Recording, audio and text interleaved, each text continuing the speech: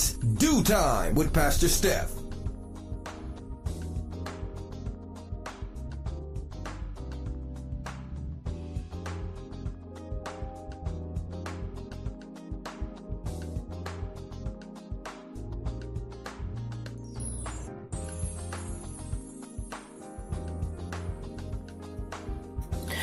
Good morning, and good morning. Rise and shine. You're on with this Do Time with Pastor Steph. How are you this morning? That's what I like to hear. For this is the day the Lord has made. Let us rejoice and be glad in it. So, where were you yesterday? Yesterday was Let's Talk About It Tuesday Church Folk Day, and we got to talking about the prom out in Memphis, with the pre-prom photo shoot that the children were so excited about, gathering in the park to take their pictures. Over 100 students were gathered together to take photos before the big graduation prom. And lo and behold, as we like to get it done, there was melee, there was gunfire. 4 students walked away injured, and 1 student was fatally struck and unfortunately passed away at the scene of the photo shoot. Now, unfortunately, they did do the prom, but the prom was cut short. The following Monday, the school was closed in honor of all of the individuals that were injured, as well as the one student that lost her life. And we started, we really started to talk about, how fun it's just not fun anymore. Not too long ago, we spoke about the water balloon fight that was supposed to take place, that somehow ended in one child not only being bullied, but again, he met his death with a bullet. And, unfortunately, this seems to be the trend for our young people. We cannot get together without having some level of unhappiness and fatality. When we were growing up, fun was really fun. Things were put together so well, and everybody just went out to have fun, and that was the focus. But unfortunately, that's not the thing these days to do. Well, also, we talked about the mom who had a pregnancy that was difficult and would result in, she was warned, after testing, would result in the child possibly having some disability or abnormality. And sure enough, the child came out well, but did have one small abnormality, and that was that he did not grow to the normal rate of all the other students. He's being bullied, and mom says that she could have terminated the pregnancy at 24 weeks, but opted not to. And by the grace of God, again, he had a small abnormality, but she's afraid that if he should come home one day saying he wished he was never born, that she would just die a 1,000 deaths. And we talked about that level of unforgiveness. We talk about forgiving others so that God can forgive us. Well, that other is us as well. We cannot walk around with guilt, over things that we have no control over. She had no control over this particular issue. And, help your child function so much better, so much easier by getting the strength of God. You know what I'm saying? We're always talking about what can God do to change our life. Well, not only you taking God, as the head of your life, but now when your child comes to you with some level of unhappiness, especially about something like that, you can definitely just give him to God. Show him God. Remind him that he is fearfully and wonderfully made. So we have a lot to learn when it comes to how we parent, why we need to choose God, because we're not only choosing God for our life, we're choosing God for our children's lives as well. So this is how we spent our Tuesday, and the conversation was much more than that. So I hope that you go back and you listen or you watch. Either way, you will be blessed. Today is Wow Wednesday, and we're about to get this party started with our girlfriend Vivian and her socially conscious segment. So while she's waiting in the wings, go ahead and get that healthy breakfast. Go ahead and tell somebody, anybody, everybody that it's due time with Pastor Steph is on. And whatever you do, don't go anywhere, because we will be right back.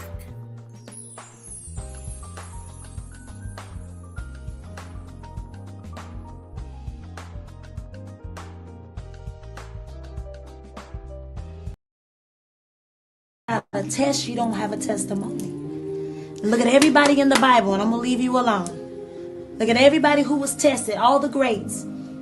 Abraham, God told him to go, and he took his own son. You got to trust God to that point. It wasn't until the end where God said, Abraham, Abraham. He looked behind him and he was like, I have your sacrifice, not your son.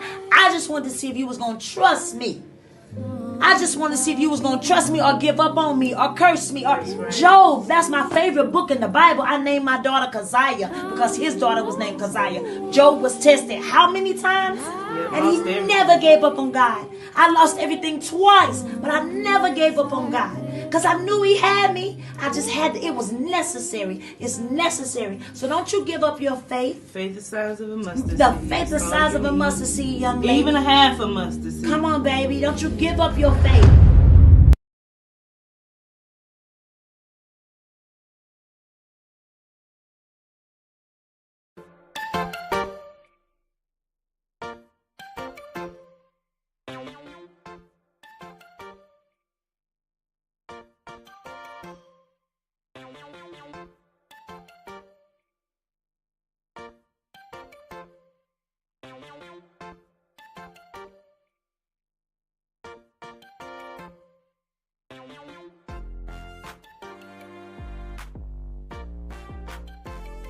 Good morning, and good morning again.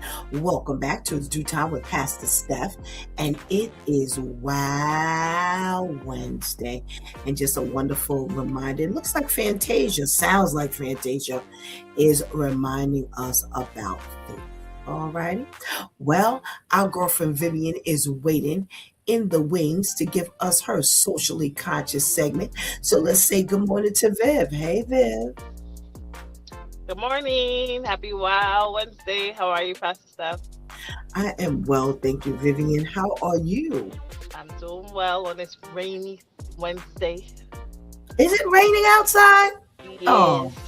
Oh, okay. Well, thank God you're on the inside, girl. So, what you got for us today?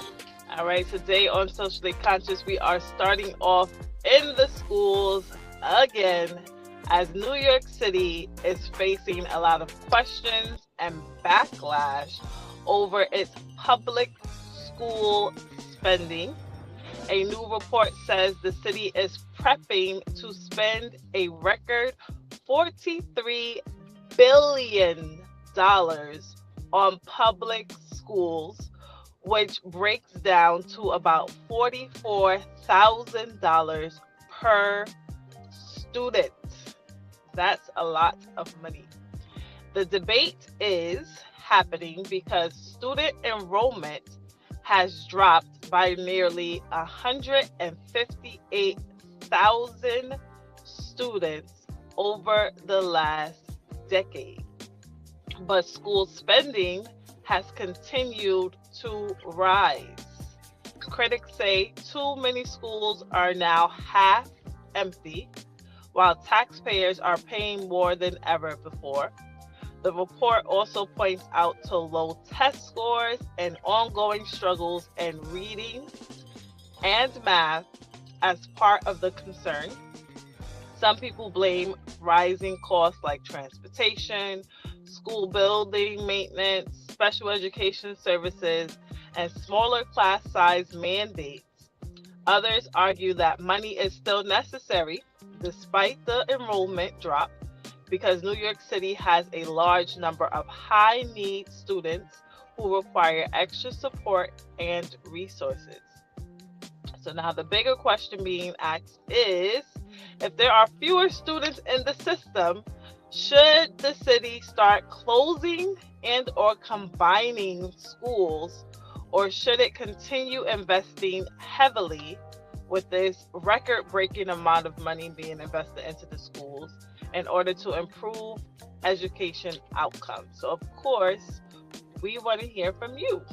What say you? Is this too much money to be putting into the public schools, even though enrollment is dropping, or should they continue to invest despite the drop in enrollment and just keep on pouring in the money in hopes that it will help bring up these test scores and other concerns? And next, we have hundreds of thousands of Long Island commuters are on the edge of a possible Long Island Railroad strike that could begin as early as this Saturday. The dispute is between the MTA and union representing more than 3,500 Long Island Railroad workers. The main issue is, of course, money.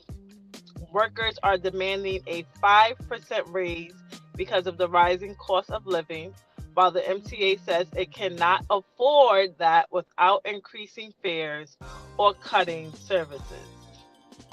If a strike happens, the Long Island Railroad service would completely shut down, affecting more than 300,000 daily riders. The MTA says it plans to offer limited shuttle bus services from some Long Island stations to subway lines in Queens if the strike happens. But officials are warning commuters now that the backup plan will not fully replace train service. Riders are already frustrated, saying commuting costs are high enough, and many workers are being forced back into offices full time in order to support their living. Negotiations are expected to continue throughout the week, and both sides say they hope to avoid a strike. But if it's anything like the nurses and the bus drivers, good luck. Next, we have Mayor Mamdani in the news, this time for some good news. They're saying New Yorkers will not see a property tax increase in the city's new budget. Earlier this year, the mayor warned that property taxes could go up nearly 10% as a last resort to help close a multi-billion-dollar budget gap. But now, city officials say that the plan is officially off the table after New York State agreed to provide billions in additional funding to help balance the budget. The city's new executive budget is expected to be around $124 billion instead of raising taxes on homeowners. The administration says it will rely on more state support. So the state has come through, and you guys will no longer have to fear property taxes going up. So good news for you all. And now we have our wow story of the week. Parents out in Texas say they picked up their 3-year-old son from daycare, and they later discovered that he has serious injuries all over his face, including a hole in his lip where his teeth allegedly went through it. And I don't know if this is being dramatized for the story. I tried to look into how they picked this little boy up from school and didn't notice these injuries until later on. That's a wild story in and of itself, but they went ahead and filed a lawsuit. They went through the surveillance video, which showed daycare workers, plural, roughly handling multiple children, including shoving their little boy into a chair and leaving him crying with his injuries. But the wild part of it all is, even though the lawsuit claimed the daycare owners knew about what was happening. It's a husband and wife team who owned this daycare. They say allegedly they saw multiple videos showing workers roughly handling several children before this little boy's video came up and showed his injuries. They say parents even realized what happened because in one occasion, a parent actually witnessed a daycare worker roughly handling a child. That's what started the videos being watched. The lawsuit says instead of immediately firing the workers and reporting the situation, that the owners decided to give a warning to the employees and allowed them to keep working with the children. Reports say there were at least 15 videos showing children allegedly being shoved, yanked, hit, or handled aggressively in the classrooms. One employee eventually contacted Child Protective Services herself after finding out what was witnessed in the videos, and seeing that they did not do anything about it, she decided to go and make this call herself, which led to a larger investigation. So the workers were later fired, but many parents are asking why actions were not taken sooner.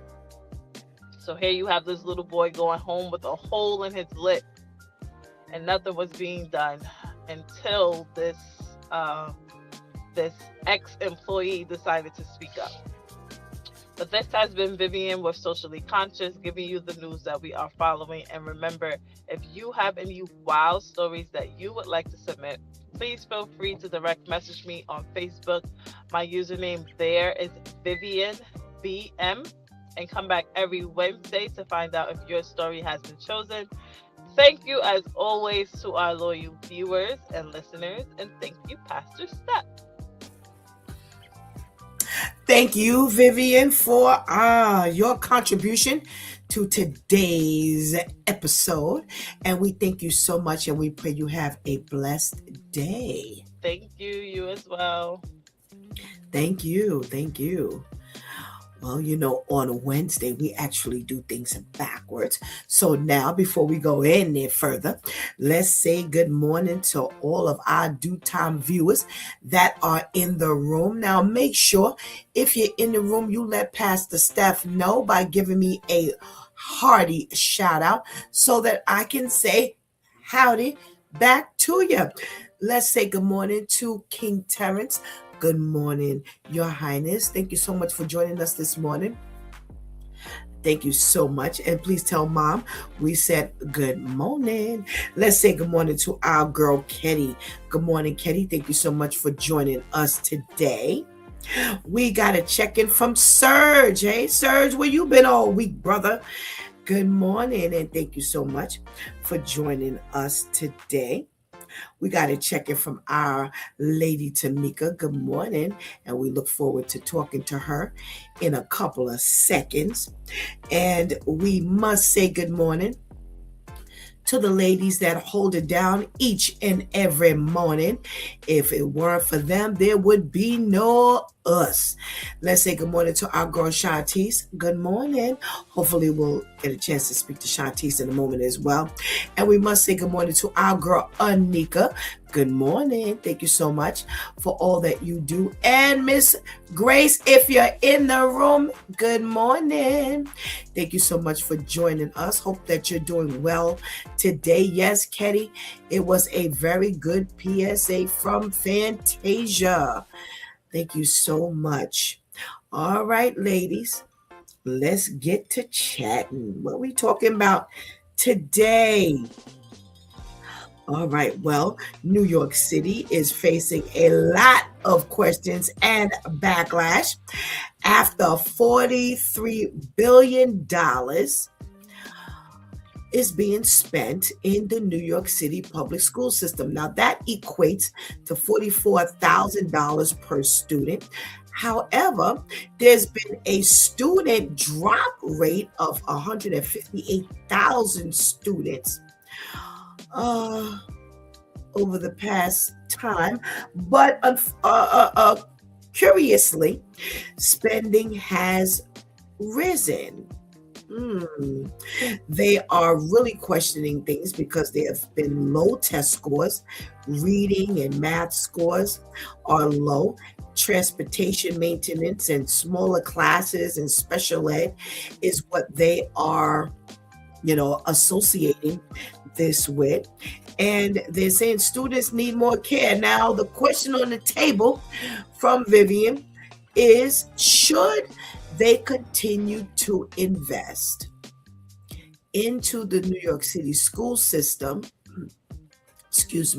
with all of these imperfections? Or should they start backing up that spending? Let's say good morning to our lady Tamika. Good morning. Good morning. Happy Wow Wednesday to you. How are you? Thank you. Same to you. I am well. Thank you. How are you? I'm doing well. Thank you. Good. And let's say good morning to our girl Shantice. Good morning. Good morning. All right. How are you? I'm fine, thank you. How are you, ladies? Good. I'm well, thank you. Well, all right. So, Lady Tamika, what we talking about? Should New York City continue to spend money the way they've been spending money? $43 billion they're putting into the school system, but ultimately, is it worth it? The sad part about it is, what happens with parents is the same thing that happens with children. We've been talking about, people leaving the state and, not having as many tourists and things like that. All of those affect our resources. And you're stating that the grading is, the grades are poor. Reading and math, which is essential. How do we function without reading and math? In our everyday events, those are the two things that we utilize. Let's find out how to assist our students better. We got a child who has difficulty even getting to school, trying to, mom can't take them by train. And, we have issues with buses, bus drivers, and, the bus maids. Find out what works. Get to the heart of the situation. You know where the problem is. Now put the resources there. The sad part that, I'm seeing now is even like a school where Al works. He literally has a school that is two schools in one. You got the younger ones on one side of the school. You have the older ones on the other side of the school. Of course, right. I wouldn't want to see a school closed, but if, we have so many students leaving and not having class, why would you have a school open with, just a handful of students? My own personal school, my youth school has closed, and it's been closed for some time. If you've got to do that, then, unfortunately, you've got to do that. Okay. Shantice, what say you? Are we shortening the schools, closing the schools? What do we do to make sense of this spending, or does it make sense? It makes zero sense.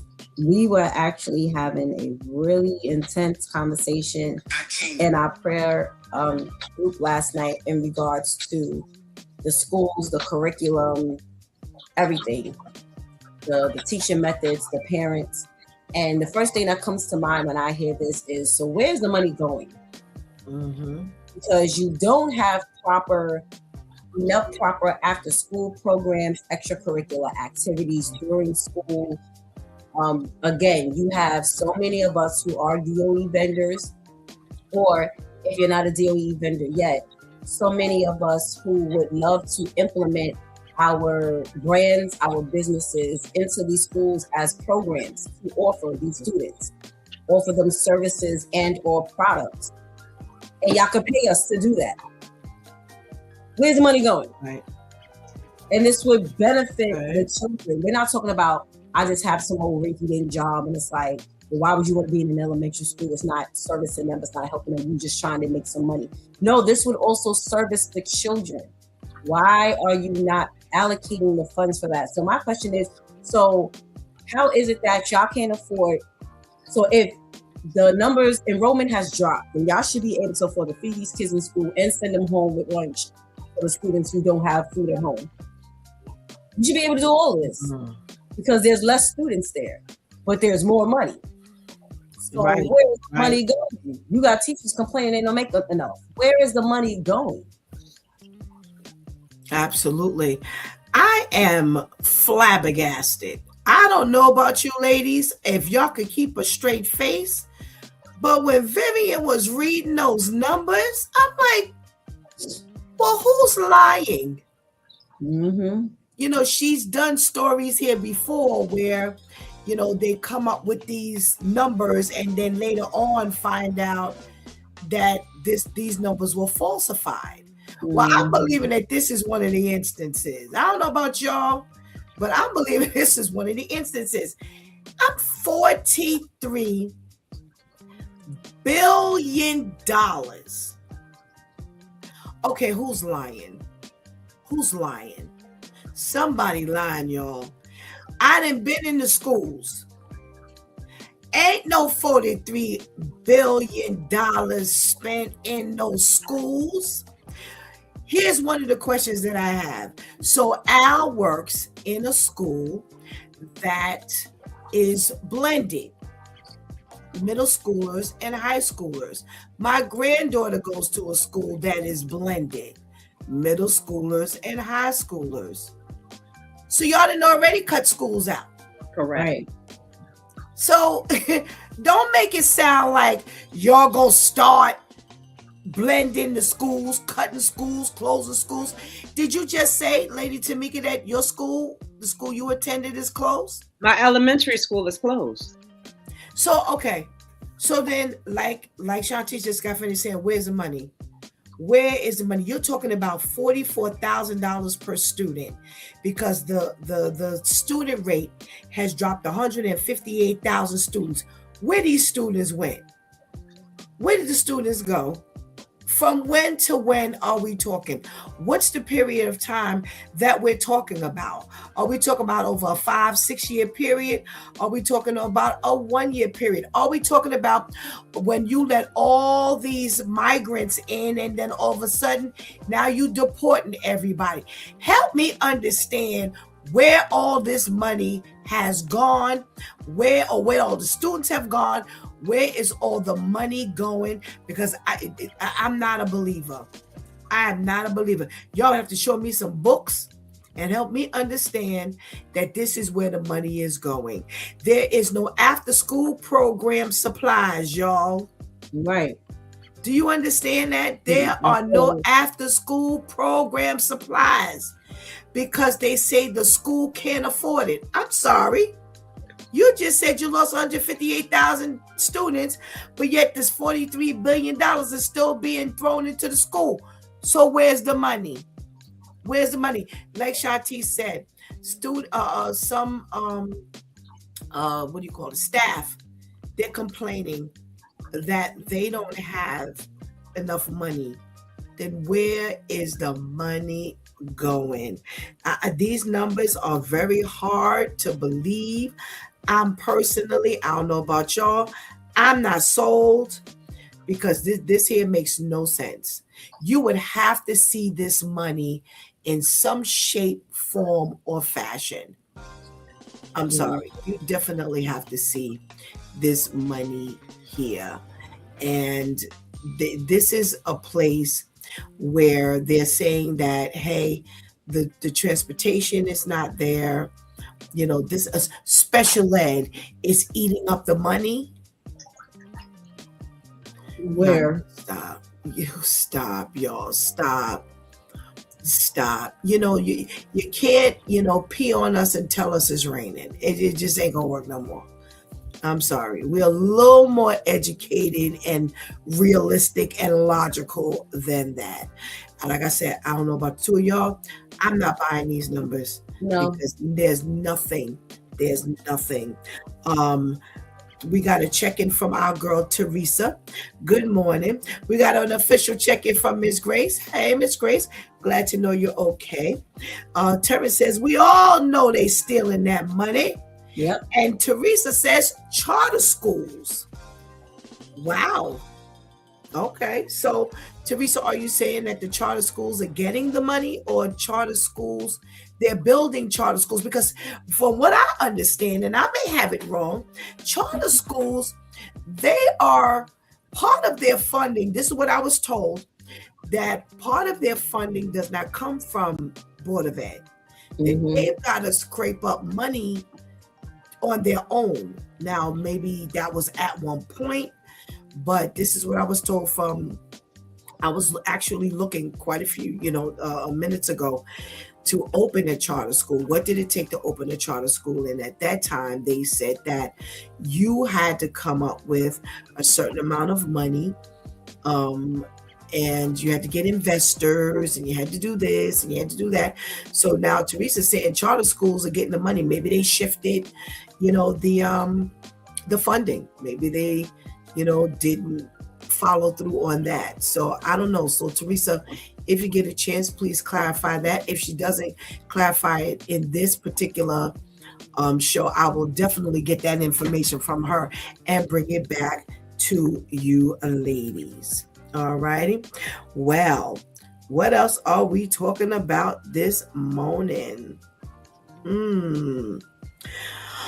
Long Island Railroad strike. Oh, wait. Vivis chiming in. So let's see what she's got to say. The children are leaving public schools. Oh, okay. And going to charter schools. 158,000 of them. So, okay. So we're going to count some of the children who have relocated because their parents have moved out of New York City. And then we've got part of that going to the charter schools. All right. So then again, where's the money? Because, okay, so now the ladies are justifying where some of the children are going. So then where's the money? Where's the money going? Still, there's the big question on the table. Thank you for that information, ladies. Thank you. And how is it that we were able to do it in the past? Like, what changed so much? Right. That now, I mean, I know for the schools, you have to allocate the budget, prior to, and, you say this goes here, this goes there. But then what changed so much that now we are deficient in the areas that we need to be proficient in? Right.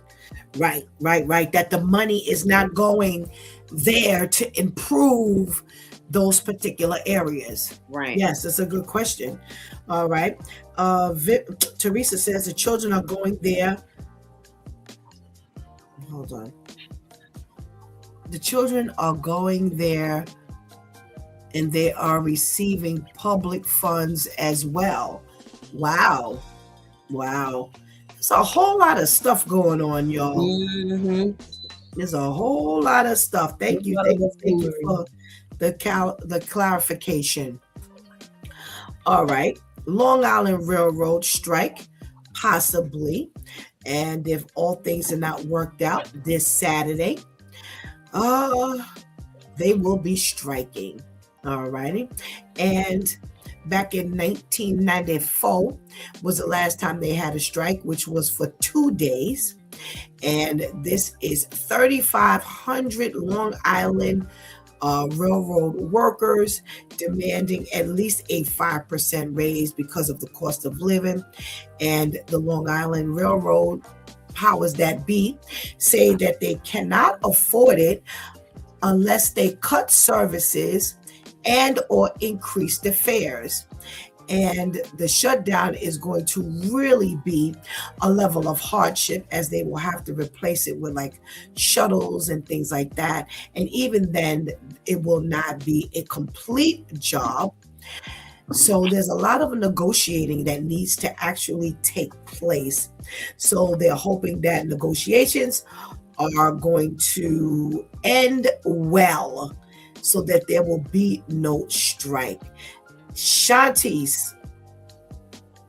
We're gonna have to figure this out because I don't do no subways. So they're gonna really have to get this together. Again, there's money.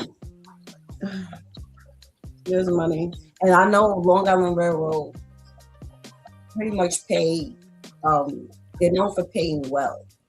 So if it's because they have not given their employees a raise in a few years, where the employees feel like, okay, by this time we should have seen at least a slight increase, then give them the slight increase. Well, subway fares have gone up. I know that I remember before when I always had to take the Long Island Railroad to work, the tickets were a little more pricier than now, but y'all have it. It's like, come on, all right, get it together because we ain't doing no subway. Okay. Lady Tamika. So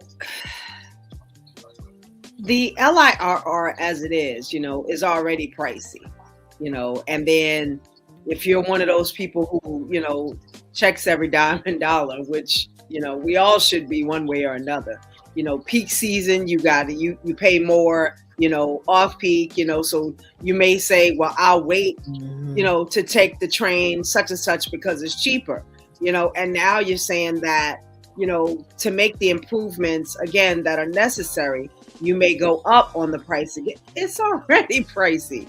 We're in the, for both of these situations, how did we do it before? What is going on that now we can't fulfill the same thing that we've been doing? And it's a scary thing. Like, you didn't learn from the nurses' strike that somebody's gonna have to give. This coming back to the table every, okay, we'll table it for tomorrow. How many more times do you do that before you pay what needs to be paid and stop putting the burden on those people that travel? And then you're only going to make it even more complicated. The LIRR can be frustrating in itself, whether you ride every day or whether you ride, sporadically. That whole experience, especially when you don't know where you're going and you ask 6 people, it's not like the regular subway, where 9 times out of 10, if you ask somebody, is this the Manhattan bound side? They'll tell you blah, blah, blah. When you're on the LIRR, a lot of times you ask somebody, that is the most frustrating thing. So, I don't ride it that often. So when I do, I usually ask, people that I think might know. I ask about 6 or 7 people and all of them go, So, do what needs to be done so that, you avoid another strike like what we had with the nurses. Strike. Always always ends up being the alternative, unfortunately. So they're having the same plight that everyone else is having. Everything is going up. The cost of living is going up, except for their paychecks. I would really like to know, Shantice, do the research for me quickly and see if they have the last time the Long Island Railroad workers got an increase. I'd like to see that. That should be an interesting piece of information, because we have seen a major increase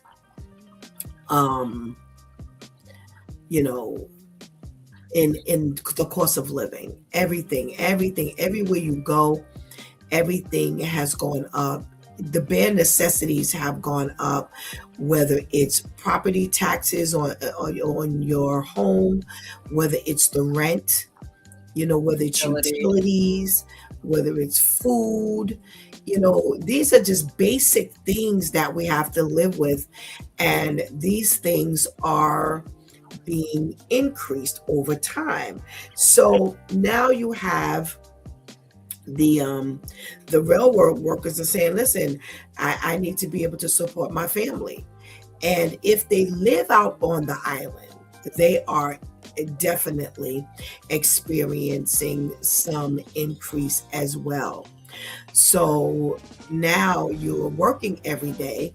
Gas has gone up, especially since the what do you call it? The whole thing with Trump, and they're paying increases on that as well, on gas, cost. So now it's time for us to get a check increase.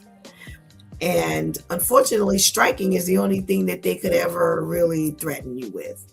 We're just going to stop working. And now you have the people who are writing who have gotten increases and now will potentially face another increase as a writer. So this is a really stuck between a rock and a hard place type of thing, because you can't get jobs out on Long Island. They're traveling and they're commuting into the city because that's where they're getting their money from.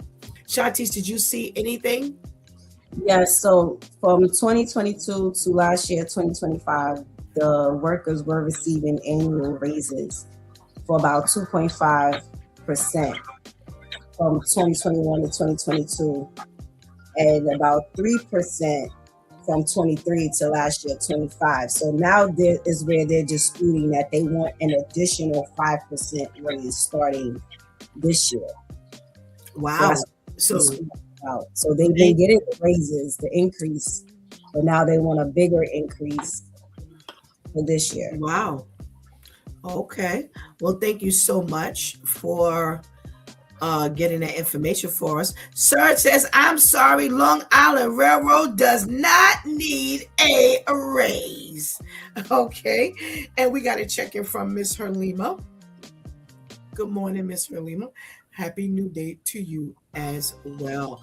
So, listen, if you've been getting an increase from 21 to 22, 23, 24, 25, then come on now. You done got, a couple extra dollars, and we know you're going to throw out, well, taxes eat that up. Well, you know what? What you going to do? What you going to do? If they've, if they've been giving you increases, you can't come back now talking about, I want more money, 5%. No, I think that's a little bit much. Now, if you hadn't gotten anything, that's a horse of a different color. But I really don't think that, this is going to be fair to come back and ask.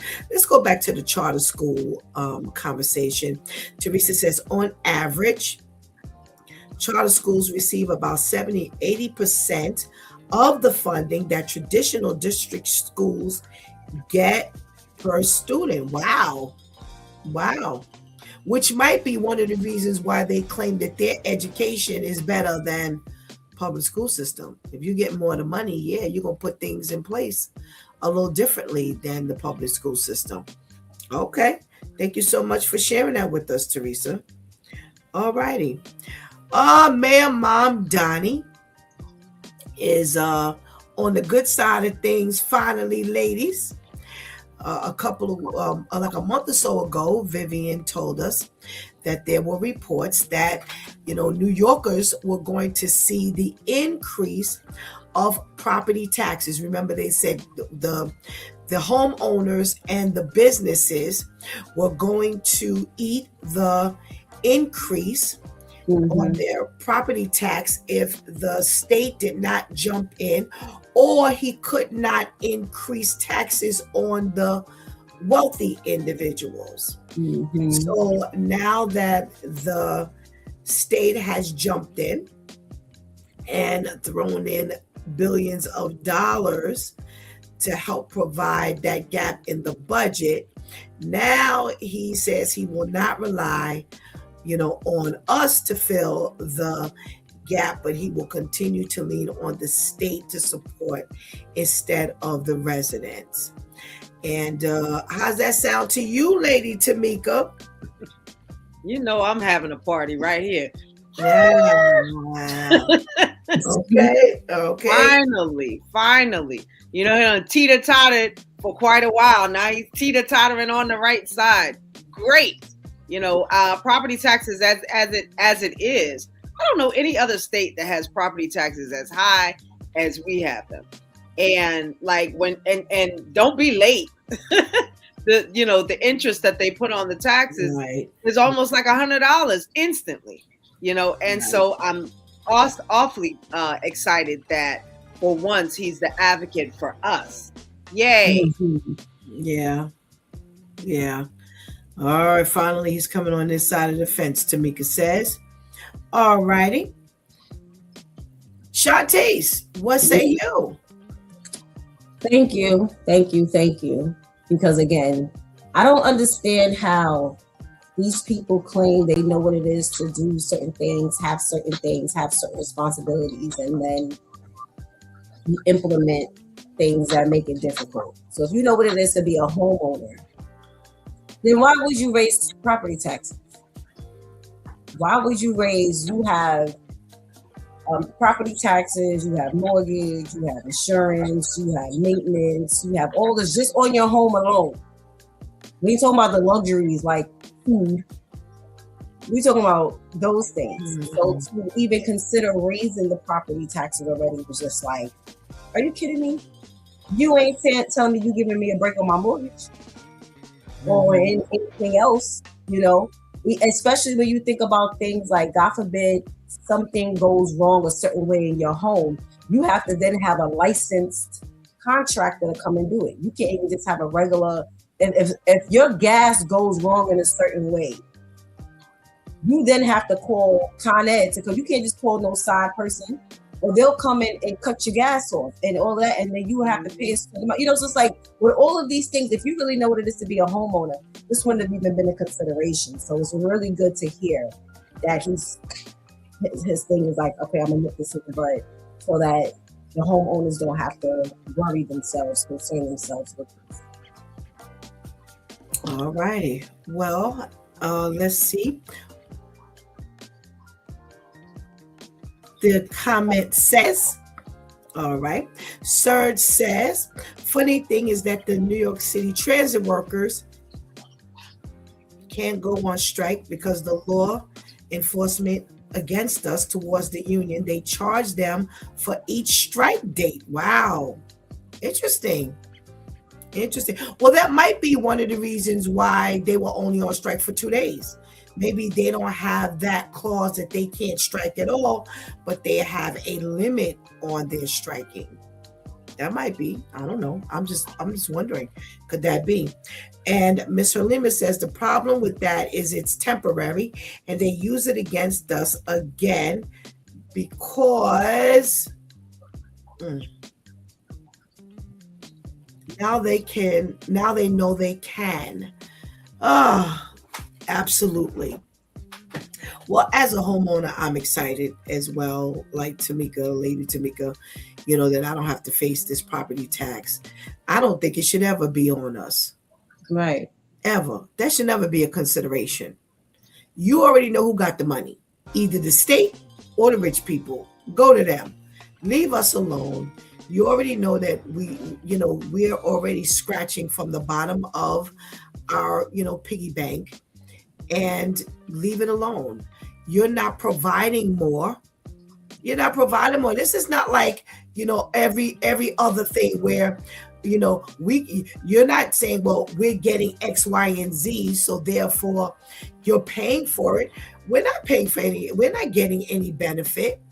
Property taxes, the same property we've been on from the time you got in the house. So how fair is that? So I say leave that increase always to those two entities and stop threatening us, the low man on the totem pole, to pick up the deficit when there is a problem with your budget. Stop. Just stop, and stop again. Well, here we go. The wow story of the week. So, I agree with Vivian. The first wow story is how the parents picked up their 3-year-old with a deficiency to his face, and they did not realize until later that he had a hole in his face because his teeth had come through during what seems to be abuse that's going on at the daycare center. Well, they went through the surveillance tapes, videos, and they show that the workers were shoving and doing all kinds of things to these children. The owners had gone through the surveillance video and found that there were multiple incidences of how these workers had been mishandling and abusing the children, but they did nothing about it. And when one of the workers called CPS to report this, is when they actually did the investigation from the outside and found that this is what was going on. And these videos showed the workers hitting and shoving and yanking the children. And unfortunately, this is what was going on, and this was not being addressed by the literal owners, which is a husband and wife team. Well, those employees have been fired after said investigation. So what we're talking about here, Shantice, you got two different issues.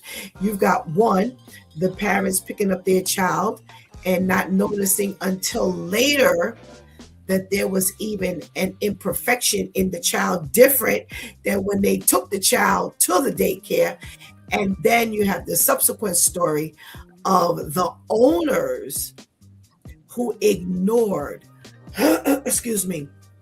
the evidence that children had been abused in the care of the employees that they hired, and they did nothing about it.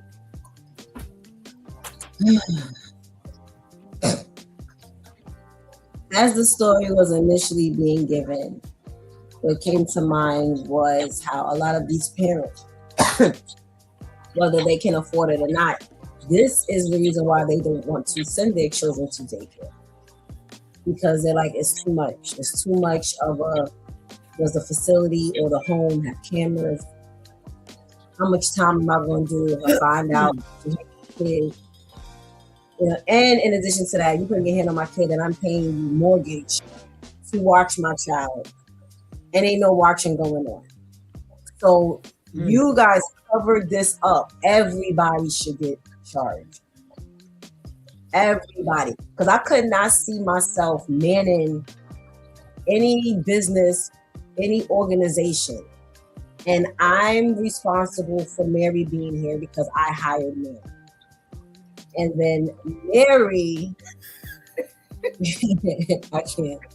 And then Mary goes, and whatever she does, now the baby's tooth is going through his lip. They may have to call the authorities on me to do that, because the first thing I'm thinking about is this automatically falls on me in a sense because I'm the one banning this shit. So now for me to cover it up is just, I'm now saying I condone this. Because it's one thing it's one thing if, okay, so this happened at Shantice Fruit Loop Daycare Center, one of her employees, but then it was reported that Shantice reprimanded in this way, and she made sure she pressed her own charges in addition to the family pressing charges. You know what I'm saying? It's like once you read about the damage control, I'm gonna still be mad, and it's still a strike against my business. But would I rather that, or the Shanti's did cover it up? So was she also in there poking kids in the eye and tripping them down the steps? It's like, come on, like what are we doing? And then now for the parents, was a bag over his head when you pick the baby up? How do you not?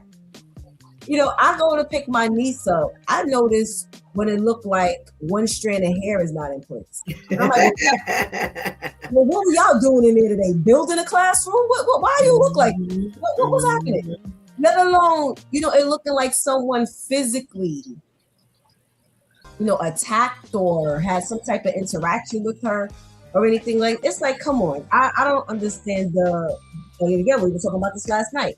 The attentiveness with these parents is just crap. How do you not notice? It's like, come on. So what are you doing with the child? Or you really not doing with the child at all that you didn't notice something like that? Wow.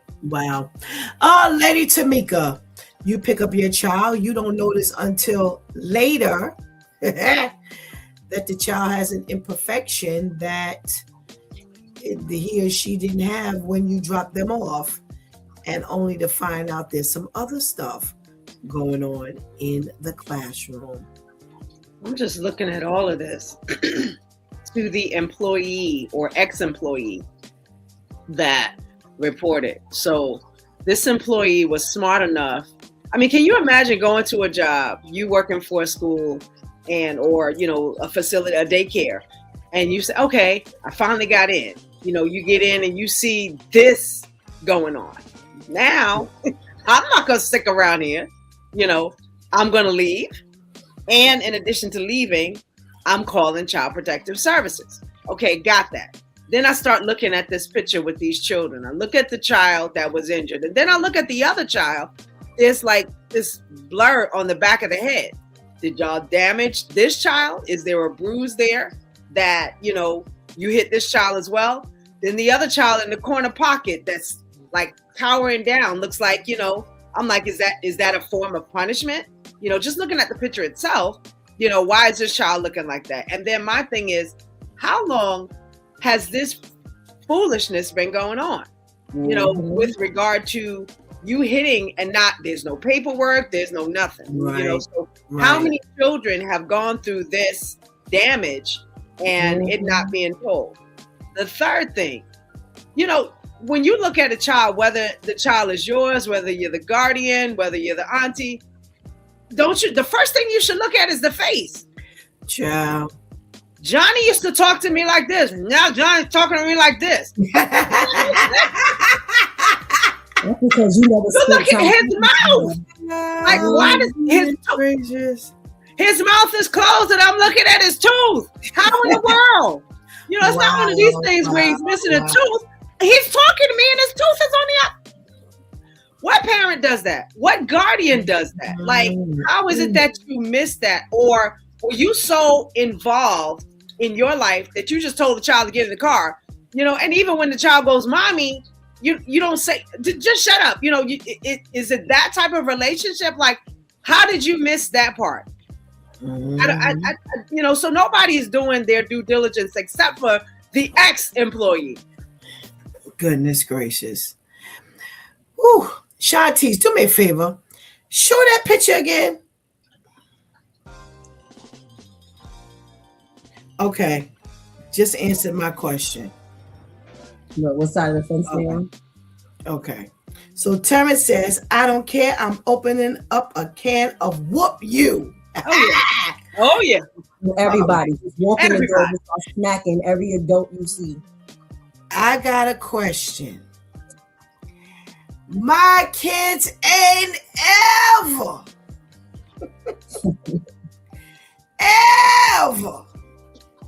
got picked up and did not run down to me what happened during the day.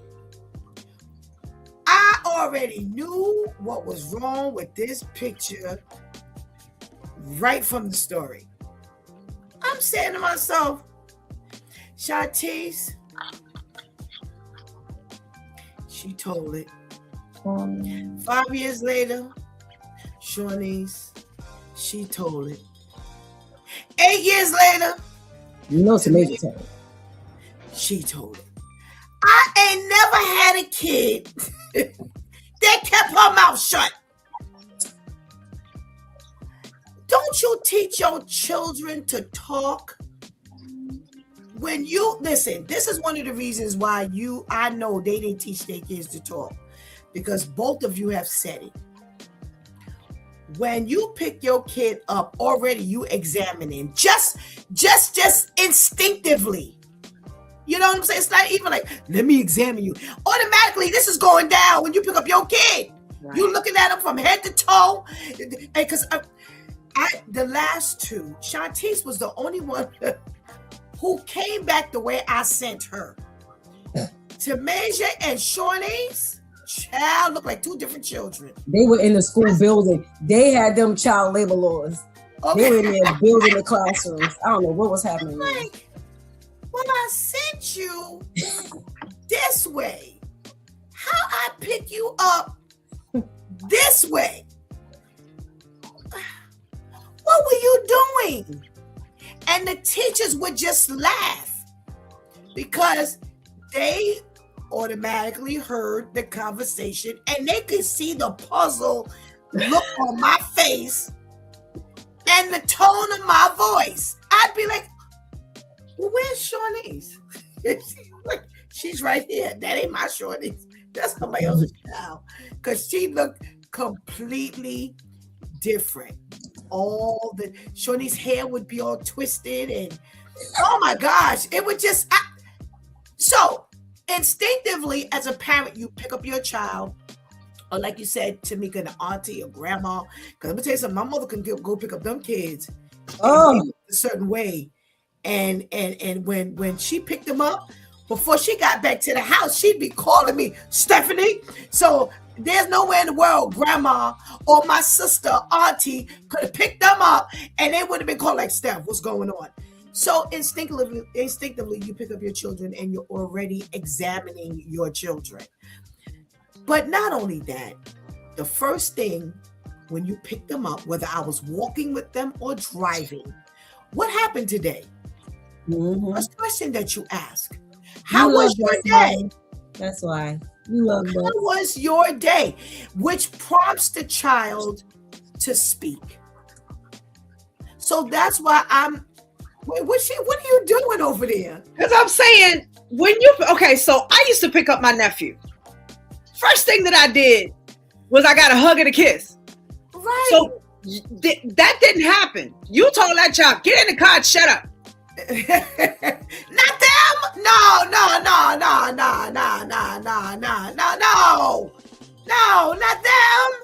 Not them in that picture. No, girl. Did you, Shanti, show that picture again? They ain't put no kid in no car telling them. You're right. That's us. That's us. But again, I agree with you. Even those of us who put the child, say, shut up, get in the car, put the seatbelt on. Remember that one, Shantice? Get in the car, put your own seatbelt on. Even by the time you get in the car, they already yapping. They're already telling you, mommy. So you can't even go, you can't even say hi. You go pick them up as soon as they see you. Mommy, could do that? Hi. Yeah, right. Hi, mommy. They're already whether they're telling you something good or bad, right? It's just they're excited to tell you. Right. So this just shows you the vast difference, because like you said, you go to give the hug, instinctively you are automatically, reviewing them, and you're, enjoying, the fact that you're seeing them, or like, Lord, let me get these kids home because I got homework to do, or whatever the situation is. So that's my first thing.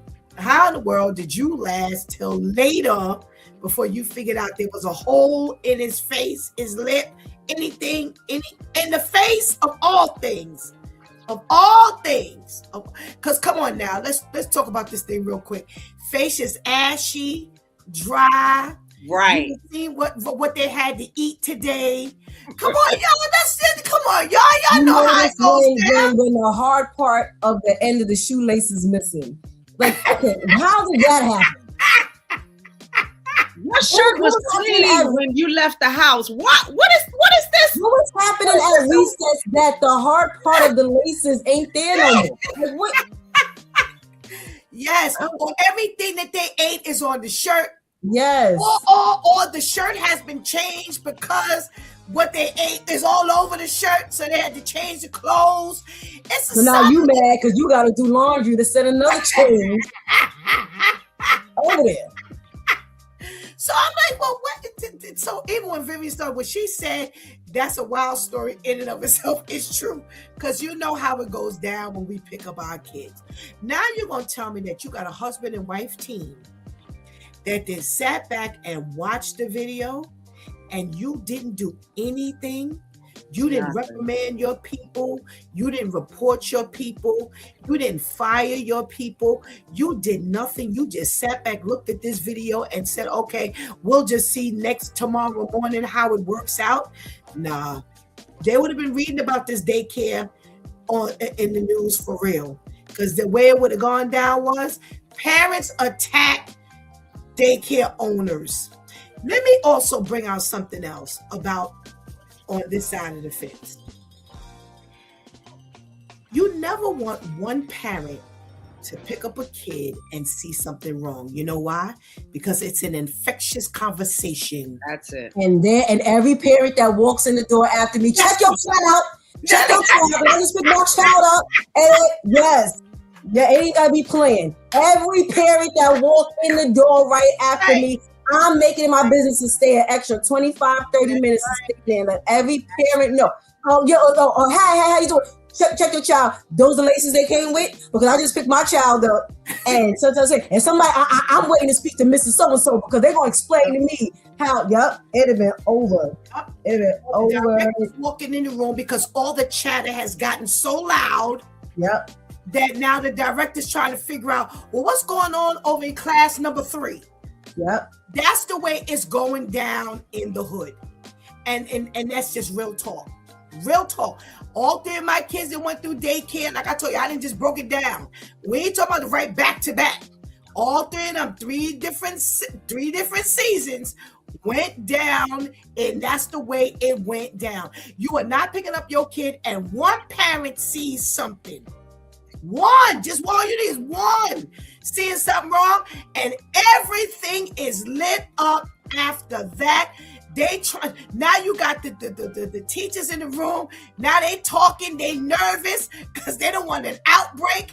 Yo, that's the real. Be a whole uprising. Right. So this is another reason why I'm saying this ain't us, because there's nowhere in the world that there would be they'd be standing over in the director's office. You got it. How you doing, Miss Campbell? Did you let me tell you something. I just picked up so-and-so and such a thing was going down. They don't care whether Miss Campbell on no phone, whether she's talking to another parent. No, they don't tell a parent on the phone. And if Miss Campbell looked like she put her pocketbook on to leave and getting her coat, oh, Miss Campbell, you might as well cancel dinner. That's good. That's right. Because it's on. It's on. It's going to be some slow singing and flower bringing. Absolutely. So, this here with this, you didn't reprimand your people until an ex-employee or an employee who saw it and stumbled across it called. Nah, this ain't us. This is not us. It ain't going down like that in the hood, y'all. That's why I had to ask Shanti, show that picture again. Because I kept saying, I never really looked at the picture when she put it up. But when I started thinking, and as y'all were talking, I'm like, nah. Look at them little legs right there. See them little legs on the little smaller picture? That's all of them right there. That ain't happening. That's not happening. So, you know what? This is a wild story because the shame on the owners. And they would be too afraid. The owners would be too afraid for this to go down, and they did not pay proper attention to what was going on. So thank you for indulging me in our how can I say this? Reminiscing, our reminiscing of what goes down when you pick up your child in the hood stories. All right. That's how we do it. That's how we do it. All right. I stumbled across something a little while ago. And I wanted to talk to you ladies about it because, again, who's having this conversation? Now, this just came up when I read it, but this just part, that question right there just came up after we had this conversation. I didn't ask that question when I was reading it, but I want to know what you ladies think. So here's a scenario. My wife, Nadia, and I have been married for 6 years, together for 10. Our marriage is great, except for one thing that is becoming a real source of conflict. We both want kids, but we disagree on how we should go about having them. Come on, my due time viewers, I want you in on this conversation. Nadia is adamant that we either adopt or use an egg donor. Her reason is that her family has a number of members who suffer from serious psychiatric disorders, schizophrenia, bipolar disorder, major depression. Nadia says it's no small miracle. She lucked out in the genetic lottery and didn't end up with one of the mental illnesses. After witnessing and experiencing what those disorders are like, she isn't willing to take a chance of somehow passing along those disorders given the genetic components involved. I would really like to have a child or children that are biologically mine and Nadia's. I've pointed out that there's always a chance for a kid to have a mental illness, even if we were to adopt or use an egg donor.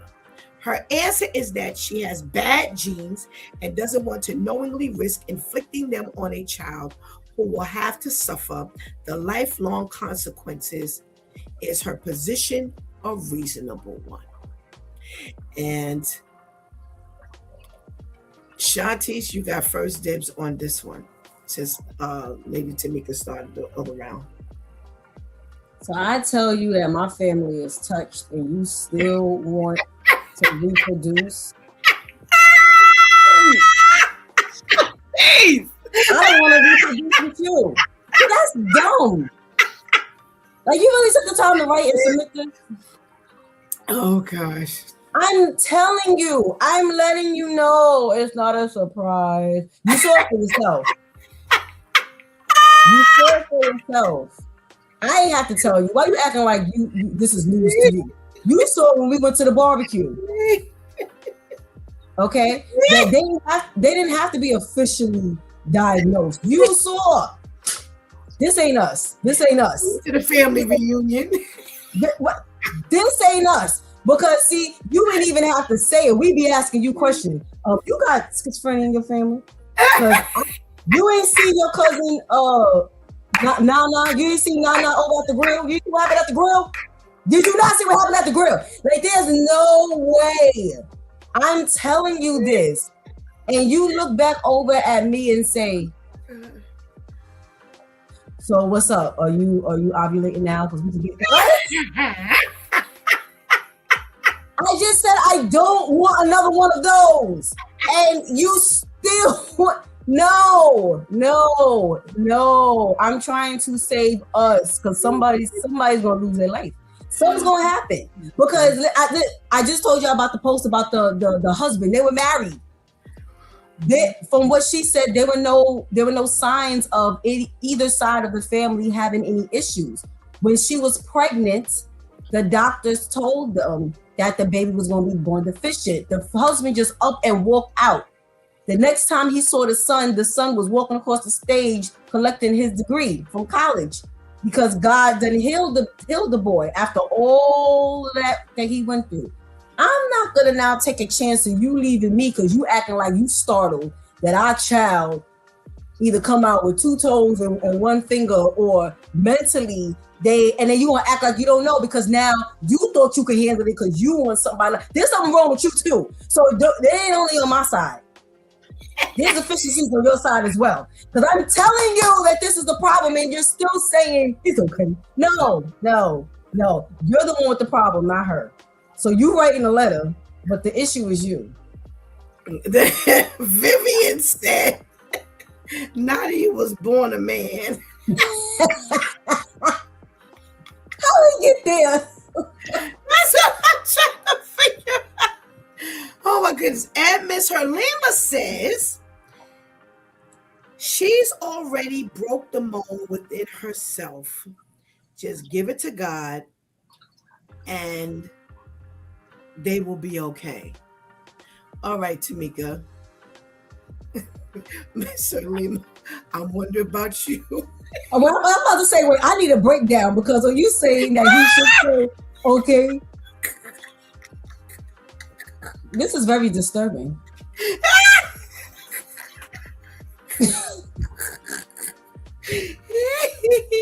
Oh, truth don't work either. Okay. Lady Tamika, I ain't laugh like this in a minute. I'm already scarred just by Shantice's statement. I need a minute. Because this is like, what? When she started out with touch, I was done. I was already finished. I know, me too. That's why and I've been laughing ever since. Okay, Miss Herlima, I need some clarity. Okay, wait. Well, what you said was she didn't have any of them. Am I reading this right? Mm-hmm. That's what it says. Oh, she didn't have to. Wait. Shanti's highlighted for me. Wait, hold on. I'm sorry. I got to put the banner up. This has to be a special banner. Okay, wait.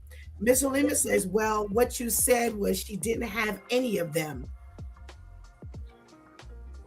Miss Herlima, I'm lost. No, she told him. She told him, my family is 730. Okay. I'm looking at all of the children that have been produced in this family. And no, I don't want one of those. For my family. I'm telling you about I ain't even criticizing your family. This is mine. I've watched all my life. And every time somebody reproduces, they get one of those. I don't want one of those. All right. So, Lady Tamika, go ahead. This is crazy. I'm mad. Like he said it to me. I get that. I understand that. Now I'm going to go on the other side of that. So we're going to go with what she says. She wants to adopt, and bring in another, raise somebody else's child.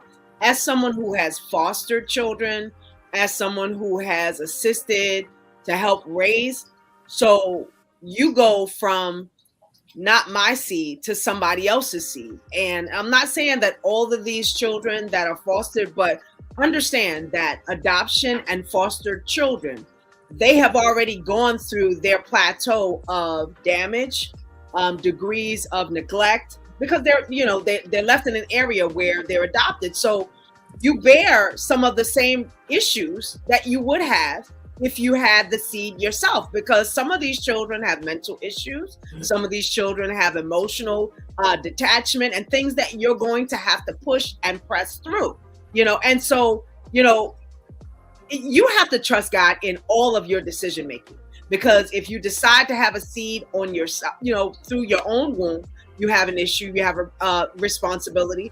And if you raise someone else's child, you still have the same responsibility. You have to trust God in all of your ways, and He'll direct your path. As for you, we look at just this lady that yesterday, it was yesterday where she said that, she was concerned about her child's height, because of the issues that was transpiring. So she traumatized herself, with all of the degrees that her child would go through. Either way, whether you decide to have a child yourself or whether you adopt, you still have the burden of responsibility. Trust God in all of your decision making prior to making the choices. Okay. Okay. That was beautiful. We got two.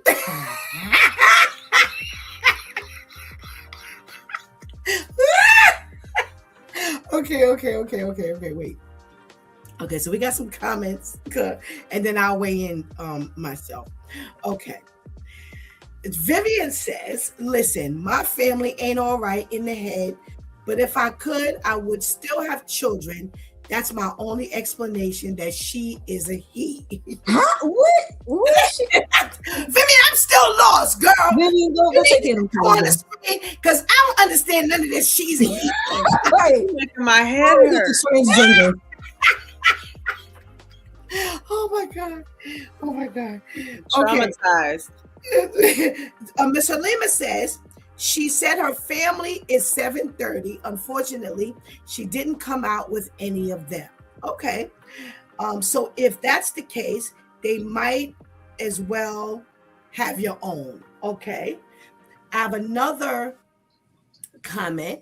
Back in the day, my grandmother was a pastor, and she would ask married couples who were, getting, couples that wanted to get married. One of the things she would ask is about their, like, if there was any mental illness in the family. I remember that. I remember her say that.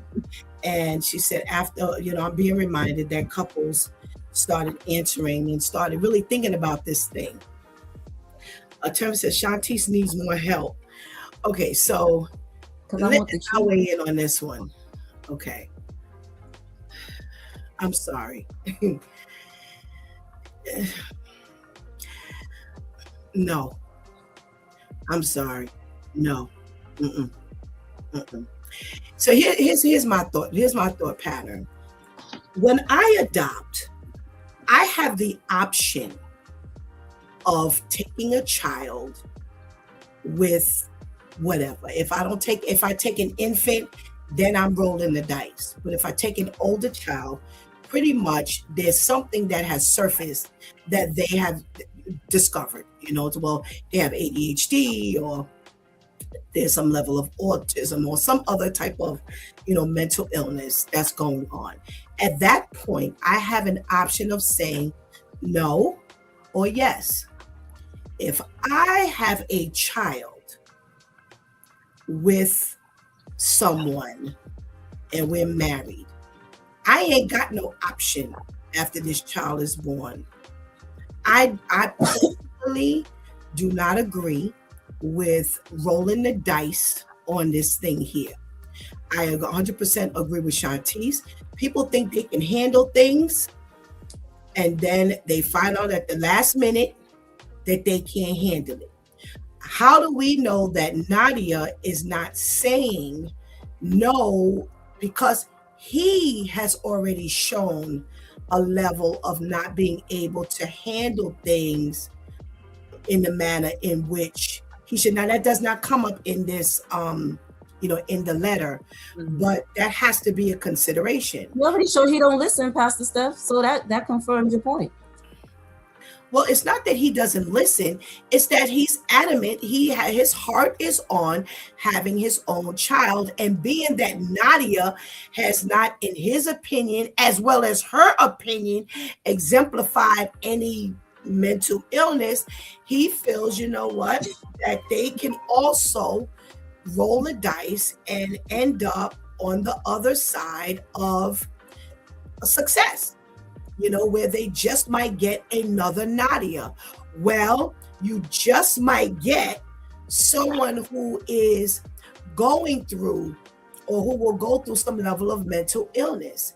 And here's my thing, and I don't know how many of you are thinking this thing, but I'm surely thinking these children are already coming into a world that's hell. Mm-hmm. I cannot eliminate the fact that if I don't know that I have this history in my family, that there's genetic issues in my family that will possibly render this child disabled in any manner, especially at a high rate in which he's describing and Nadia is clearly seeing. They already come in here having to deal with issues. If you're 100% fine, You got issues to deal with out here. Mhm. Now I'm going to bring a child here that will possibly be mentally disabled, and I'm going to throw him or her into this system, because guess what? Unless I plan on staying home with this child, that child's going to have to go to somebody's daycare. That child's going to have to go to somebody's school. Somebody's going to have to take care of this child while I go to work, unless you plan on going to work and you're going to make the money and I stay home. And she already knows what she wants to deal with. And see, that's another thing that I'm kind of having a problem with. You see, ain't nobody talked about this before y'all got married. Why all of this conversation is post marriage? This conversation should have come up before you got married, and not think that, oh, it'll work itself out after you were married. This conversation, had it come up and it had been given some serious thought, then she shouldn't have married him. He shouldn't have married her, because it makes no sense now to be in this marriage and now y'all are at some roadblock because she wants to either adopt or get an egg donor, which she's also running the risk, or pushing for him to satisfy him to have a child. And I'm sorry, at all this news we doing, I ain't gambling like that. I was about to say, we just got finished talking about this daycare. She didn't say this was a special needs child. This is what they're doing to the general education children. So now, if I don't have patience with the general education, what level of patience do most of these teachers have with the special needs children? When you said that, Pastor Steph, I'm looking like just a few minutes ago, we just got finished talking about the general education student has the tooth through the lip because the teacher didn't have no patience. What happens with the special needs child? And there's no like, oh, my child is special needs 3%. We don't know to what degree. But not only that, did we not learn anything from Abraham, Sarah, and Hagar? Read your Bible. Do we not learn anything from when God says something or when God allows us to see? We always ask God, God, show me. And God shows us. And we still tell God what we want. How do we know that wasn't God's way of showing both of them? Because we know that God could defy the odds and your child be the one to come out different on either end. Everybody could be fine. Right, everybody could be fine, but you the one with the child with special needs. Everybody got special needs, but you the one with the child that could be fine. Yes, we know, because God he can do anything at the same time. This is why we have IVF. This is why we got all these things now, because people keep pushing past what God is showing them. And because I want what I want, I'm going to now go to another option, like you said, to either fulfill my desire or the desire of my spouse or who I'm dating. And there's no way I can grow up with this and you tell me you're bypassing this and you still want this. Well, Miss Halima says, Ketty says, Shantice is going raw today. Miss Halima says, I think it's all up to God, no matter which way we go. I'll ask you, Lady Tamika, do you agree or disagree with that? I believe that,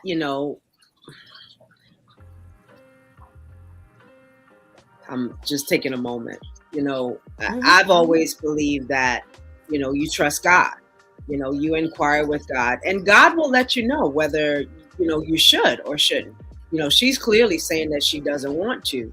And I agree with you. This thing should have been one of those conversations that started way. The sad part about it, especially when we rush to the altar and then there's other things afterwards. You're like, the other thing is either side, whether you choose to have birth, your own seed, or whether you just choose to adopt. And there's all these other things that you can't fathom.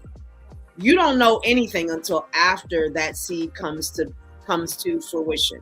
You don't know any of that And I would say just see God in all that, and he'll tell you which one, between the two of you. Now you're already married. So now both of you have to inquire with God as to what choice you should make, if one at all.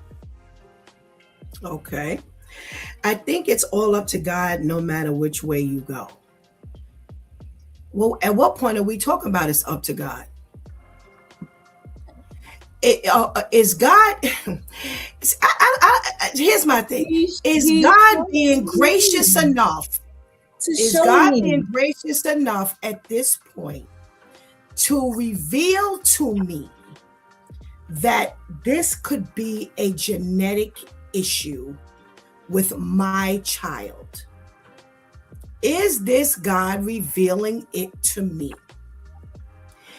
And now faith without works is dead.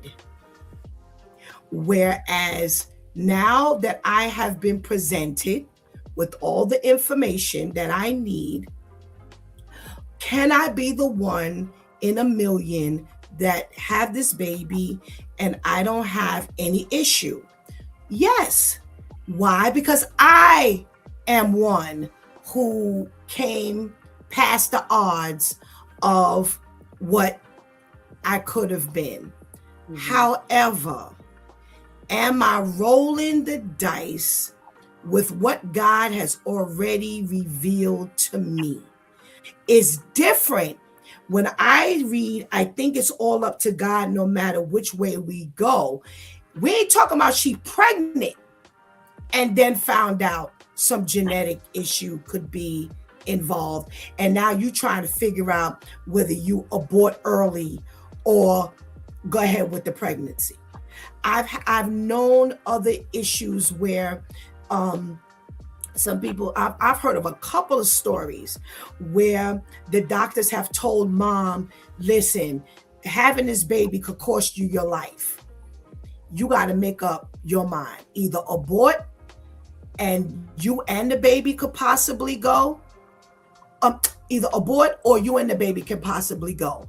Then for me personally, this particular statement, I think it's all up to God no matter which way you go. That to me is different than the information being given prior to us deciding to have the baby. That to me, personally, I'm not going to God on whether I need to have a baby when 85% of my family got issues. I'm not going to God on that. I'm saying, huh? But could it be faith over fear? Is it? I'm not fearful. I'm not fearful. With the things that she knows, could it also be? I mean, because there's still that 20% that's still open. Absolutely. And I'm not willing to take the 20%. Here's the other thing I that comes to my mind. Ain't nobody guaranteed to have no kids. This conversation is like everybody is supposed to have a child if you get married. I don't read that anywhere in the Word of God. I read that a child is a blessing, but I don't read in the Bible anywhere where it says once you get married, every couple is supposed to have children. Right. I don't see that. So that's another thing. See, I'm thinking all this stuff here. I'm thinking, am I supposed to be one who should be adopting? Didn't we talk about this the other day? I think it was Monday. This was a very recent conversation. Am I supposed to be one that I'm designed to be the blessing for? Yes, it was Monday, because I was saying how some children are born to be a blessing into a family. Are we supposed to be the couple that give life to life, where we adopt a child that's already here but wasn't wanted, was abused, mishandled, however you want to put it? This is like somebody saying to me, everybody in the world is supposed to have kids. And I don't see that biblically. So if you're telling me that there's a 20% chance, I've already established that. She has already been the exception to the rule. Nadia has come out unscathed. is Nadia wrong for not wanting to roll the dice on this one? And personally, I don't feel she's wrong. I agree with her. I do not feel I want to go have no kid. And then at the end of the day, I got to deal with a child who is mentally disabled. Why am I supposed to deal with this as though I'm mandated to have children? And that's the way if for me, this conversation is coming across. Tammy says, I agree, Pastor Steph, or because you're married don't mean you're supposed to have kids. So I'm not negating at all that this could actually end up very successful. However, go ahead. I'm sorry. I think also the biggest issue for me is the ignoring. That's why I say he's already showing his level of deficiency, that you're ignoring something as important as this. And coming from someone, I don't have any children. And I thank the Lord every day that he let this Red Sea part so that I ain't help reproduce any more of what I was dating. And I'm pretty sure they feel the same way about me because they didn't have any children who was diagnosed with any level of mental or physical dysfunctions. However, they were the ones with the mental dysfunction. So now I could have been the one to come out possibly with the one who had the dysfunctions that were blatant, the child that had the dysfunctions that was blatant. And if not for any other reason, but because God allowed me to see beforehand, would you want to reproduce with this person? Whether it was God doesn't want me reproducing with them at all, or at that time. And everybody, we're living in a world where everybody ignores everything because it has everything to do with leaning to my own understanding. This is what I feel. This is what I want. This is what could be. This is what couldn't be. There's no way you could tell me that it's 80-20 and the 20% is the percent that it might go well, and you still want to go with that. That is bonkers to me. Not it's 80-20 and it's an 80% chance that everything is going to be good. And then it's that 20% chance that it could fail. You say, well, you know what? The good is outweighing the bad. The bad is outweighing the good, and we're still going to take a chance. Because let me tell you something. This ain't the only area that he's willing to do this in. They only got 20% of the funds, and then 80% in debt, but he still want to go buy that house, or he still want to go buy that car, or he still want to go out drinking with the boys, or he still want to do this. And she's sitting here saying, but we only got $20 in the bank and we're $80 in debt. But we can still make this work. We have to stop. We have to stop ignoring what God is showing us. And I think for me, that is the biggest thing that I'm taking away from this. As much as I love my girls, I give God thanks every day that nobody has any issues. And I had Shantice young. I had at 18. And I give God thanks that I had Shantice at 18, I had Shawnice at 24, and I had Tamasia at 32. And I give God thanks every day that I did not bring a child here and that any of them were anywhere disabled, because again, I think about the world we live in, and I think about what our normal children have to suffer through.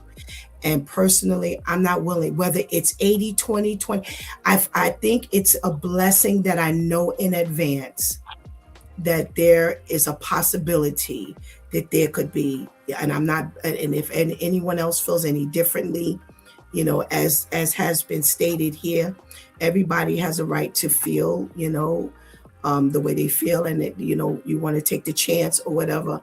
As having 3 children, I'm grateful to God that I don't have to. It's enough for me to send them out every day. As adults, I still worry about my kids leaving out of this house and coming back safely. And I'm saying, so even as they got to be adults, we looked at the adult child who had the autism, and he was tearing up the house. He wasn't a little kid. but this was a grown woman, a mother who was enduring this autistic behavior. And I give God thanks every day that that is not my plight.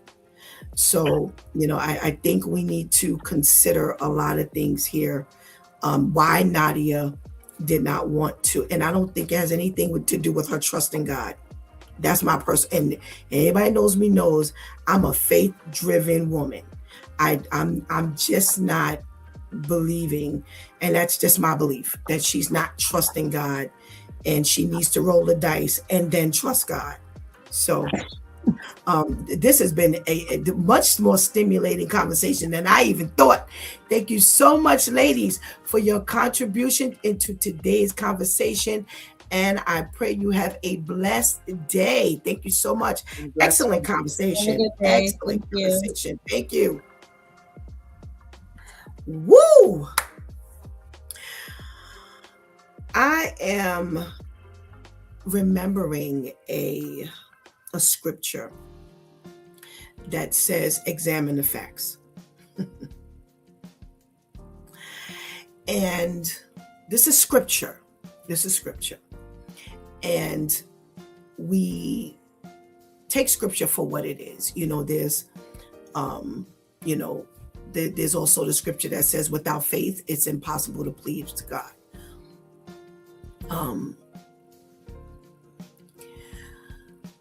Examine the facts sticks out to me here. God has been so merciful and gracious to help us examine the facts.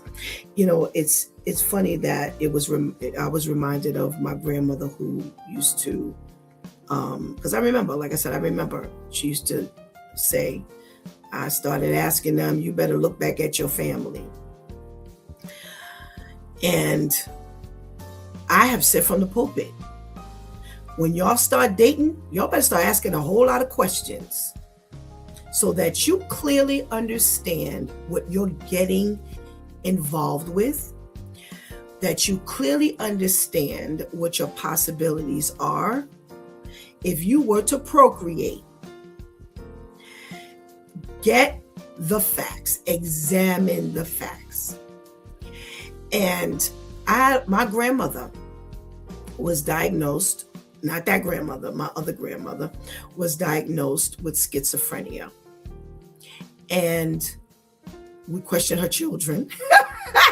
No, none of them have been diagnosed with anything. So if you will, they all beat the odds. And I have a cousin. It's not many of us on my grandmother's side. On that grandmother's side, it's not a whole lot of us. But I have a cousin who has a sibling. And I've watched this particular cousin say and do some things that I'm like, they emotional and they acting kind of crazy. I'm the oldest grandchild. And I've watched behaviors. And I'm like, now, grandma had 4 kids. They seem to be okay. But it can't skip a generation. And I'm looking at some stuff that I'm wondering if it did skip a generation and it landed somewhere on my generation, in my generation. And I watched this behavior for quite some time. And the sibling, when I was speaking to the sibling said, I want y'all to pay attention to this stuff and why I say the things that I say. The sibling said that individual who I said I had watched, and I was beginning to wonder, the sibling said that one said, I know something's wrong with me, but I ain't going nowhere to find out.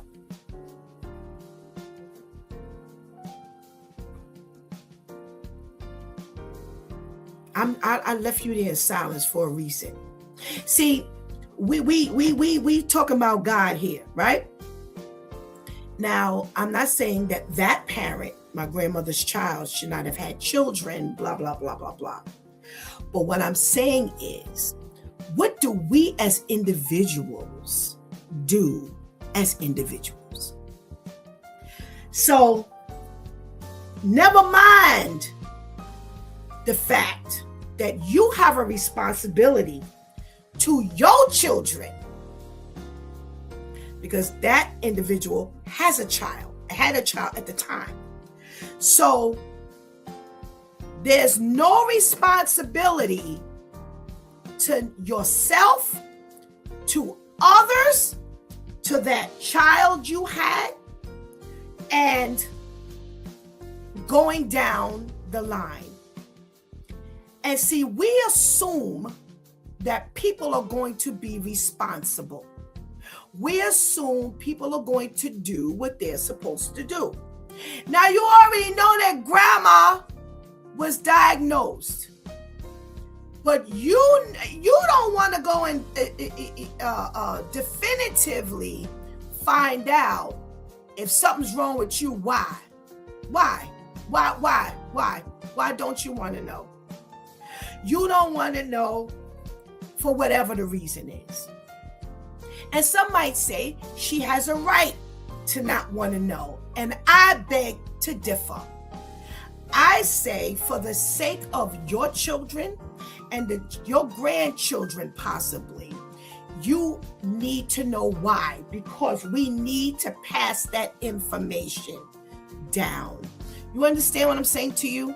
I have told my girls that mental illness, although it wasn't widespread like Nadia's family, it was only, from what we know, diagnosed in this individual, that you need to know that this is in your lineage, so that every decision you make about having children, you would have examined the facts. You cannot move forward ignoring what God has given you as information in order for you to make the decision. Now, that's why I said it then becomes an issue of if there's faith over fear, or you trust in God or whatever. And that's why I said I don't believe at this point. Again, for me, it's about trusting God. I think God has already given me, now grandma having being grandma diagnosed makes a difference in me knowing whether I want to move on. And if I make the decision of yes, or if I make a decision of no, nobody should beat me up about it. Plain simple as that. And it has nothing to do with whether I don't think that is whether I trust God or not. If I don't feel like, one instance of there being some mental, if that freezes me at a point and I don't want to have it, then fine. If I feel like this, if you want to bring God into the equation, that God would move her heart to do it. He understands why Nadia feels the way she feels. And I don't believe God is looking at her saying, you don't trust me. I think if God wants her to have children, he'll move in her heart to do so. I think that's how faith, God nudges us to trust. God nudges us to have faith. There's something that comes along that will help us to build our faith. So, again, does he know that Nadia would not be a good parent, or the husband would not be a good parent? Because again, homeboy might be saying a whole lot of things right now. Then when the baby come along, let me bring something else up. There has been many an instance where the husband and wife, male and female, talk about having a kid. They have kids, and now the husband is jealous. Ain't nothing wrong with the child. And the husband is jealous because now all the attention that he used to get, the children or the child now gets. That's real. So now he didn't anticipate, remember now, all this conversation about us having kids, he's all for it. And now when baby comes along, he's mad because the child gets all the attention. Well, wait a minute, didn't we talk about this thing? You didn't consider the fact that now all the attention that would normally go to you now goes to the child, and now I'm getting attention and the child is getting attention. But because I'm not an infant, I'm not a baby, I'm not a toddler, you got to give that area a little more attention, and you're not going to get jealous. And it's not like we didn't discuss this thing here. We planned this child. There are instances where children are literally planned, and when the baby comes along, dad is now jealous. So then my question becomes, if Nadia has children, how is he ultimately going to handle if this child is anywhere mentally ill? Is he going to want to run back and forth to school if need be? Is he going to want to run back and forth for testing purposes? Is he going to want to run back and forth to the doctor's visit? If our child is so mentally disabled that they really need to go into a facility, is he going to be able to handle that? Are we trusting God then? Is that an area of literally trusting God? Are we trusting God for if this comes out to be on the other side of good? How do we trust God at that point? Because I'm going to be honest, I don't think that's an opportunity to start trusting God. I don't think that's an opportunity where we're going to put trusting God to the test. Because here's what I have learned by experience and by watching. That trusting God era, period, season, a whole lot of stuff goes wrong during that period. Because we're so busy being emotional, we're so busy leaning on this, we're so busy leaning on that. It takes a minute to trust God through some things. And while we're not trusting God and we're fighting our way to trust God, what's happening during that period? What am I not doing? Where am I what am I lackadaisical in? What can I put all of my energy into while I'm learning to trust God at this point? Because see, saying I'm trusting God now while we're in the process of making this child is a whole big difference in trusting God after this deficient child gets here. There's going to be a lot of responsibility involved in helping to raise a child. And a lot of people are not up for it. And unfortunately, there are a lot of people who believe that they are, and they are not. Are we going to run that risk in advance? Are we really willing to roll the dice? Because even if I lean on this, well, I'm trusting God. Remember now, God is the faithful. God is the faithful one. We can rely on what God says because God is a man of his word. However, the word of God says man will fail us every time. And am I really going to be mad at Donald because we trusted God now and he puts his best foot forward after, and he realizes at that point he can't handle it? I don't know if I want to gamble that either. That it's going to take him a year to get himself together. Because during that year where he's trying to build his faith, how am I managing alone with this disabled child while my husband is trying to get himself together? Really, I'm not saying, like he's just negligent. I'm talking about he really thought he could. And right now, we in front of the pastor, we praying on this thing. We going through all of this stuff while we're trying to raise Donald Jr., who has a mental illness. I don't know about this one, y'all. I don't know about this one.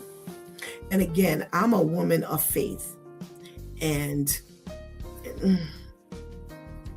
I don't know if I want to roll the dice on this one.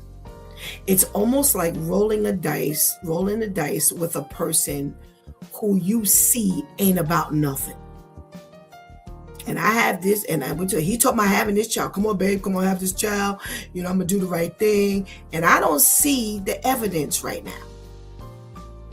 I'm trusting God that he's gonna be a man of his word, and he's gonna step up to the plate.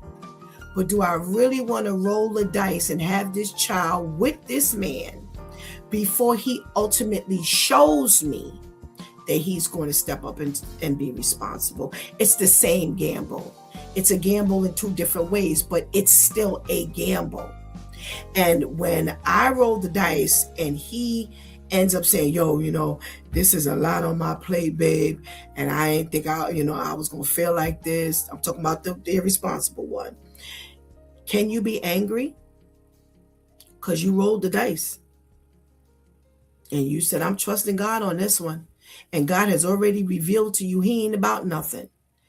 Wait until he gets to get to that point, shows you he's about something. Because I have literally seen irresponsible people become real responsible after the child gets here. I've seen that. But can I tell you something? I've seen it more on the other side. I've seen it more where they weren't responsible to begin with, and they went even worse. And they were talking of being responsible. And then when the child got here, it's a whole different story. So I think my personal faith in God says, thank you for the information you've provided me with. And I believe that me and my husband could better benefit a child who maybe is a little mentally ill. Maybe we may want to do something like that, but at least we know pretty much what we're getting, and we're both walking into this, opposed to it being the other way around. I think my faith says, is God pushing me and my husband to just be a blessing to a child, period, who is already here? We talked, like I said, it's funny that this came up the other day, how we can be a blessing to children who are here. A lot of people, they always say a lot of people run for the infants, and yet there are other children that are older that really need a lot of love. And they're just like, their behavior is bad. You know what I'm saying? Because they're angry at a lot of things, and they feel resentful because their parents dropped them off on somebody's doorstep, or their parents walked off from them, and they're angry, and they don't want to, be in a foster home, and they have anger issues and behavioral problems. And there are some people who have really taken the time to show love and turn that child all the way around. Is that what God wants for me and my husband? To give love here? Is that my level of faith that says, there's nothing that says we have to have children, but we can show love to children? Should we foster? Maybe our home could be used for foster care, and bring children in and give them love, true love, where other poor foster homes just want them for the money. But me and my husband, my faith in God says we can show love to those children who have to go through the system, because no one did adopt them, and they need love.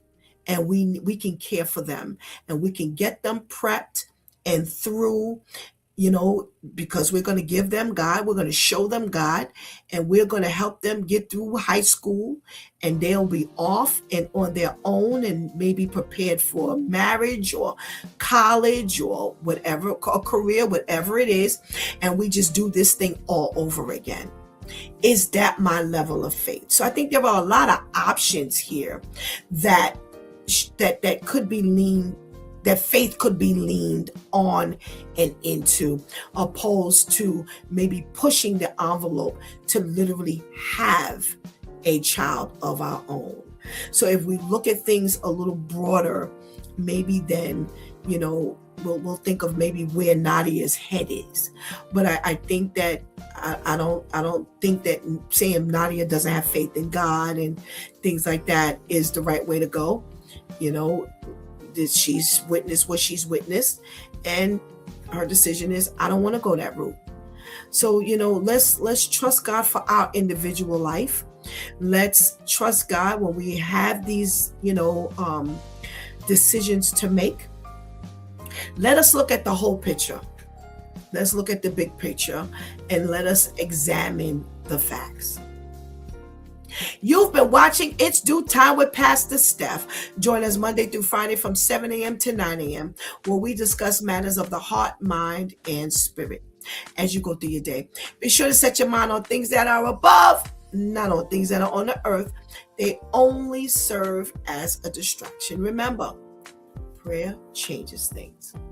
It's Pastor Steph signing off, and I want to thank my Due Time crew, the ladies, for always coming through big time. Oh, what a great conversation. Thank you so much for joining in the conversation and helping us keep that chat room alive and helping us do what we do. Please do not miss this opportunity to give God your life right now. Please do not miss this opportunity to strengthen that relationship with the Lord right now, because later is not promised to any of us. Until tomorrow, God spares, where it's Therapeutic Thursday. Until then, I love you.